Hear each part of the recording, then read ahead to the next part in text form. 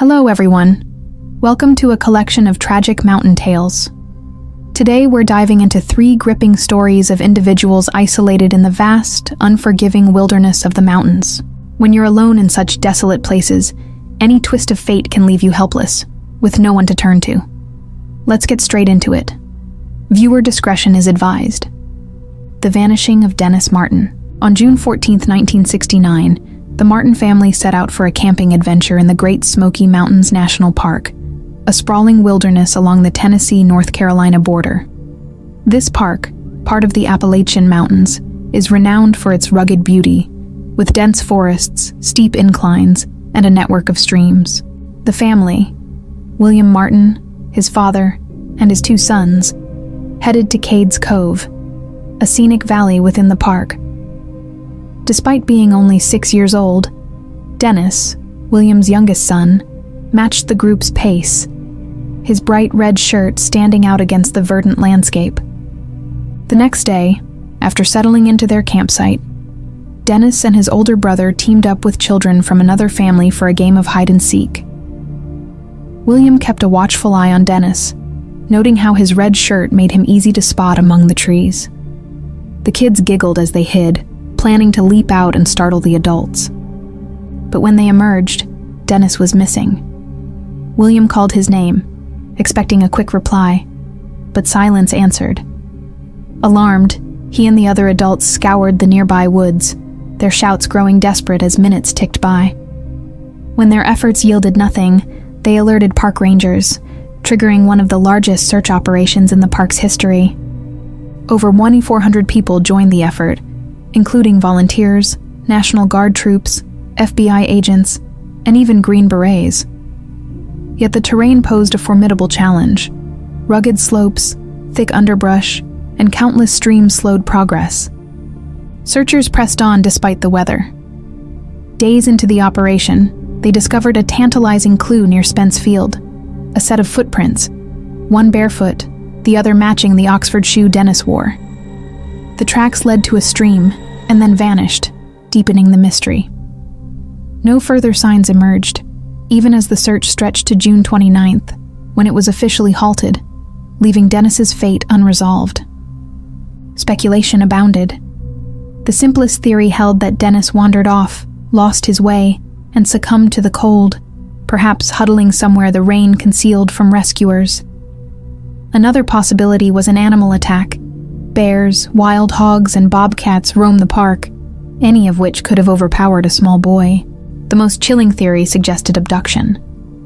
Harold Key, a tourist, reported hearing a sickening scream that day and spotting a rough-looking man fleeing up a trail near the area, possibly with a boy, before driving off in a white car. Yet the FBI dismissed this, citing the 5-mile, 8-kilometer distance and lack of connecting trails. Other hypotheses have surfaced over time. Some speculate Dennis fell into a sinkhole or encountered a feral human in the wilderness. None have been proven. More than 50 years later, despite the unprecedented search, Dennis Martin's disappearance remains an enduring enigma. His red shirt a haunting memory in the Great Smoky Mountains. The tragic fate of Leila Albogachieva. Leila Albogachieva was no stranger to the world's most punishing peaks. By 2014, this Russian climber from Ingushetia had already conquered Kilimanjaro, Aconcagua, and Mount Everest. Twice, from 2 different routes, a feat no other Russian woman had achieved. She'd also scaled Mount Elbrus, Europe's highest peak, 12 times. But on September 17, 2014, she set out for Elbrus again, this time with a dual purpose: to set a world record by climbing both the western and eastern summits in a single push, the double cross, and to deliver a message of peace to world leaders. Despite worsening conditions, she reached the western summit and recorded her message. Then, driven by her record-breaking ambition, she split from the group to tackle the eastern summit alone. That decision marked the beginning of her tragic end.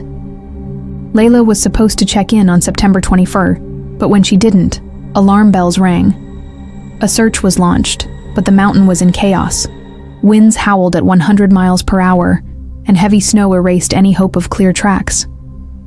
Rescuers battled the elements for days before finding her gear scattered at 17,000 feet. Overalls, poles, backpack, phone, camera, and the speech note. Leila herself was nowhere to be seen. The search stretched on, every day a struggle against Elbrus's relentless storm. So, what went wrong? The exact cause of her death remains uncertain. Most likely, she took a wrong turn in the storm's near-zero visibility, disoriented by the snow and wind. Other theories suggest she may have fallen into a crevasse, deep fissures often hidden by fresh snow, or succumbed to hypothermia as the temperatures plummeted. Her choice to forego registering with rescue teams or carrying a locator beacon compounded the tragedy. Those simple precautions might have pinpointed her location sooner, perhaps altering the outcome. Leila's story is a stark reminder of nature's indifference to human skill or determination. Mount Elbrus, with its crevasses, avalanches, and merciless weather, has claimed countless lives, and even a climber of her caliber wasn't immune. Yet her final climb wasn't just about personal triumph. Her peace message, preserved in that note, adds a haunting depth to her legacy, a call for humanity in a world she'd never see again. The solo ordeal of John Krakauer. John Krakauer, born in 1954, grew up with mountains in his blood. Raised in Oregon, he was just 8 when his father first took him climbing, sparking a lifelong obsession. By his early 20s, he was hooked, chasing peaks with a single-minded drive his siblings never shared. In 1974, Alaska called to him. There, he made the first ascent of a modest peak called Xanadu, a climb that, while not technically brutal, lit a fire in him despite his novice skills. That taste of the wild pushed him to hone his craft, rock climbing, ice climbing, anything to feed his hunger. By 1976, he'd relocated to Boulder, Colorado, drawn by the Rockies' rugged promise. He worked as a carpenter, a grueling gig that paid just enough to fund months of climbing. But after a couple years, the grind wore him down. Living in a construction trailer, swinging a hammer all day, it felt like a dead end. He craved something bigger, something to jolt him out of the rut. That's when Devil's Thumb entered his mind, a remote Alaskan beast with a reputation for chewing up climbers. Devil's Thumb sits on the Alaska-British Columbia border, a jagged 9,077-foot, 2,767-meter tower in the Stikine ice cap, a sprawling, treacherous ice field. Its northwest face, a 6,700-foot, 2,042-meter wall of ice-slick granite, is a climber's nightmare, steeper and taller than the Eiger's infamous north face. John decided to tackle it solo, plotting a new route up the ridge between the northwest and northeast faces. It was a bold, reckless plan to shake up his life. He started his journey from Washington, hitching a ride on a fishing boat to Petersburg, a small island town off Alaska's southeast coast. From there, a float plane dropped him at the edge of the Baird Glacier, a 30-mile, 48-kilometer stretch of ice leading to the Thumb. No one had taken this approach before, and for good reason. It's a death trap of crevasses and seracs, massive ice towers that can collapse without warning. John skied across it alone, arranging a supply drop 3 days in. A storm hit as he reached the glacier's most perilous section, slashing visibility to near zero. Twice, he punched through snow bridges, dangling over bottomless chasms before clawing his way out. He made it to the base of Devil's Thumb and set up camp. After days of waiting out the weather, a plane dropped 6 boxes of gear, his lifeline. When the skies cleared, he skied through a final icefall to the northwest face. Most climbers hit peaks like this in summer, but John chose early spring, betting the cold would stabilize the ice and coat the granite in climbable frost. He started up a narrow 300-foot, 91-meter chute of steep water ice, 75 to 90 degrees, clinging to the wall with just crampons and ice tools, no ropes, no protection, pure speed over safety. At 650 feet, 198 meters, the ice turned to rime, fragile, feathery stuff like freezer frost. It was a disaster waiting to happen, and John knew it. Hanging there, 600 feet of air below him, panic set in. His heart hammered as he down-climbed, barely keeping it together. A few days later, he tried again, shifting to another route, but rockfall and shitty ice forced him back.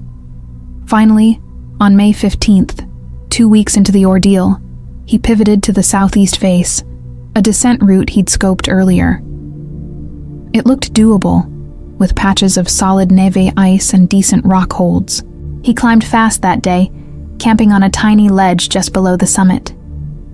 At dawn, he pushed through a dicey stretch of brittle ice to reach the top, a narrow, rime-crusted ridge with the northwest face dropping away beneath him. He snapped photos, ate a quick bite, then got the hell off, the perch too sketchy to linger. After 20 days total, he trekked back to the coast, flagged a boat, and returned to Boulder. The climb didn't fix his life like he'd hoped, but it sparked his writing career.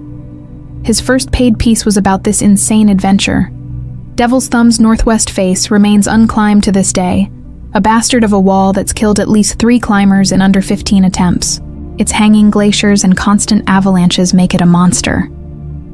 John's solo dance with it was a brutal test of guts and luck, a tragic near miss that could have ended him, but instead set him on a path to fame. Caught in the Storm, Ewa Wisnierska's paragliding hell. Paragliding is about as close as humans get to flying like birds.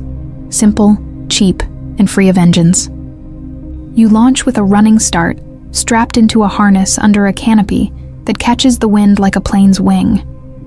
Skilled pilots can ride thermals for hours, covering hundreds of miles, hitting speeds up to 46 miles per hour, 75 kilometers. Hand controls tweak the canopy's shape, while gadgets like variometers, radios, and GPS keep you on course. Beginners stick to flat fields and calm days, but pros chase wilder winds and dodge obstacles like it's nothing. By 2007, competitions were big. Think acrobatic stunts or cross-country races like the Paragliding World Cup, where pilots zip through waypoints for the fastest time.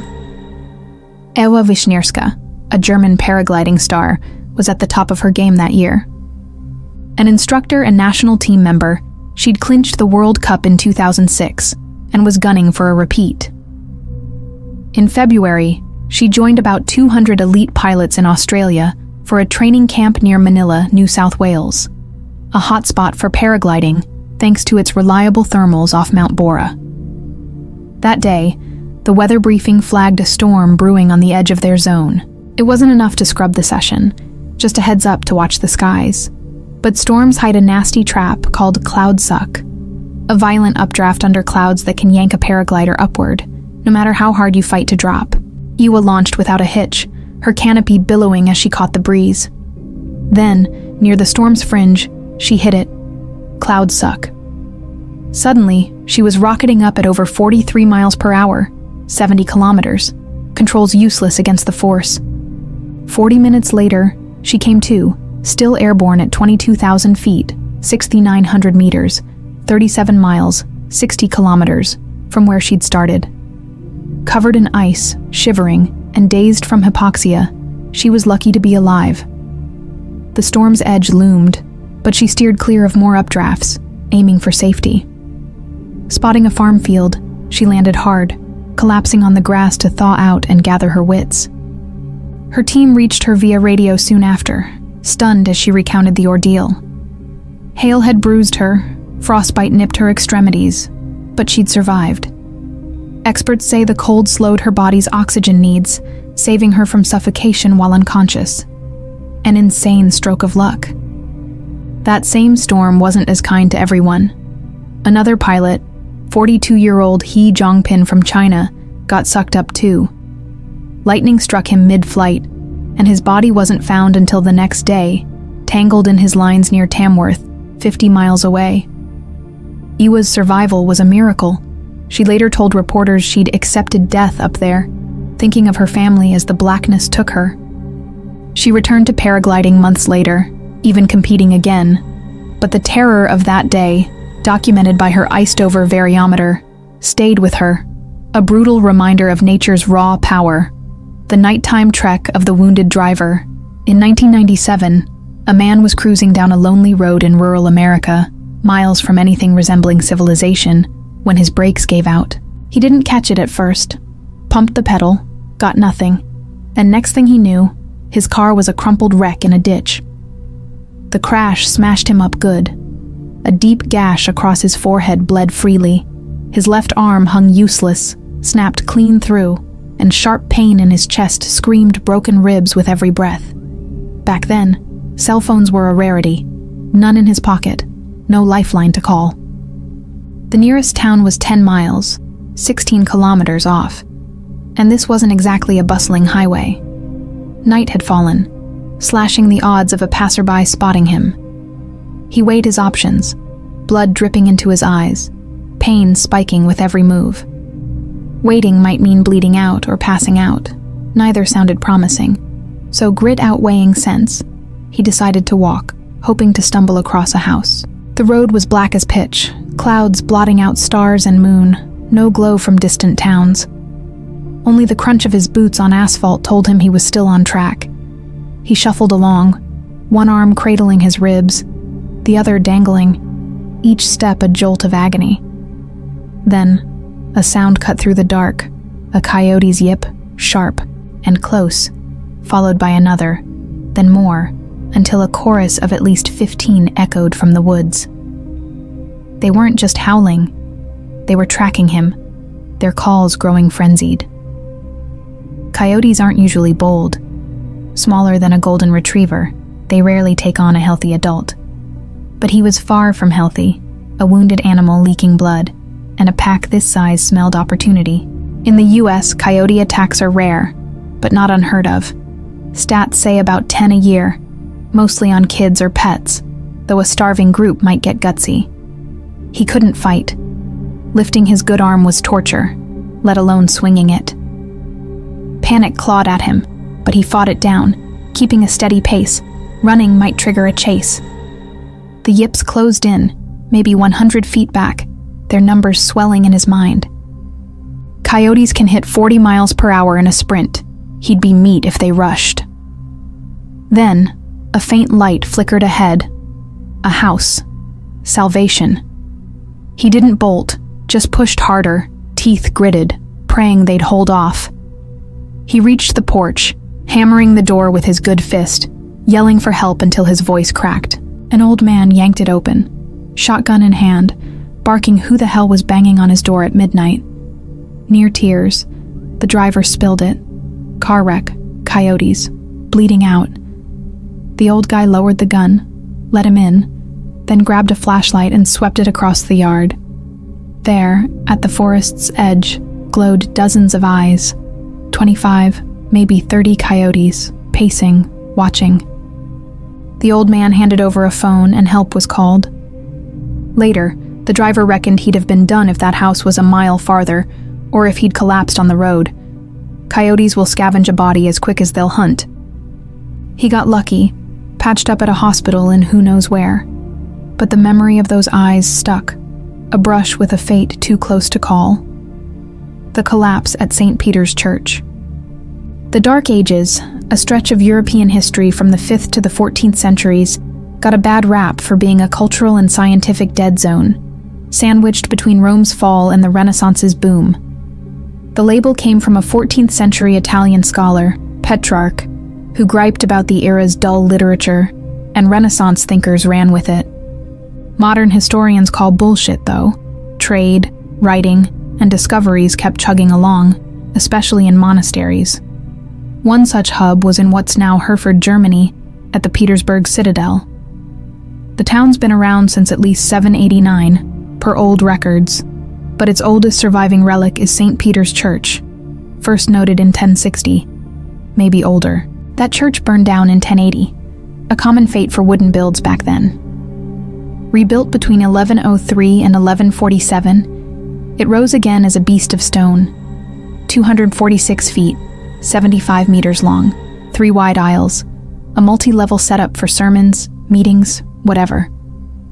Its twin towers didn't make the redo, but it got a basement latrine over a deep septic tank. Plumbing wasn't a thing. Castles might dump waste into rivers if they were lucky, but most big buildings just sat over pits that filled up over decades. St. Peter's was no exception. The stench must have been brutal. They'd toss herbs on the floor or slap lime plaster on walls to fight bacteria and mask the reek. In 1184, the region was under King Heinrich VI, a Holy Roman Emperor juggling noble squabbles and church power plays. A nasty land dispute boiled over that year between two big shots. Conrad I, a local bishop, and Ludwig III, a count with his own agenda. It got so heated, Heinrich called a summit. Over 100 people, nobles, clergy, mediators, the works. St. Peter's was picked as the spot. It was one of the few places around Hereford that could handle a crowd that size. July rolled in, and they all filed into the upper meeting room, Heinrich presiding, Conrad and Ludwig glaring across the table. Then, disaster. The floor gave way. Timbers rotted or overloaded, who knows, and the whole damn lot plunged through. They crashed past the latrine level, straight into the septic tank below, a stinking swamp of waste and water. Some died on impact, skulls cracked by stone or beams. Others drowned, thrashing in the filth, no way out. Reports vary. Some say 60 died. Others peg it higher, like 150, per medieval chronicler Arnold of Lübeck. Survivors weren't lucky either. Open wounds in that muck meant infection, a death sentence before antibiotics. Ludwig III made it out, battered but alive. Conrad didn't. Heinrich clung to an iron railing, spared the plunge by sheer grip. The dispute? No clue how it ended. Records are fuzzy, and the mess probably settled it by default. St. Peter's stood as a grim monument after, its collapse a freak tragedy tied to shoddy medieval engineering and the era's brutal sanitation. It's a tale of power plays gone wrong, where the ground itself turned traitor, burying men in their own shit. Literally. The Silent Pact of June and Jennifer Gibbons, E. On April 11, 1963, twin girls June and Jennifer Gibbons were born in Aden, Yemen, to a Barbadian family that soon moved to the UK. Early on, they seemed like any other kids. Normal birth, typical infancy. But as toddlers, their parents noticed quirks. Speech came late, and they clung to each other like shadows. Soon, they forged a private language, a rapid-fire code no one else could crack, and started shutting out the world. School made it worse. Bullies in Haverfordwest, Wales, hounded them for being the only black kids around, driving them deeper into their bubble. By their teens, they'd gone mute with outsiders, even their family, only whispering to each other in their secret tongue. Their bond was eerie. They'd mirror each other's moves, swap identities in public, and refuse to read or write for teachers.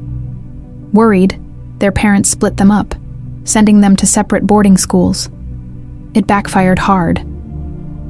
June turned catatonic. Once, it took 2 people to haul her from bed, propping her against a wall where she stood like a doll. Jennifer fared no better, both girls lifeless without the other.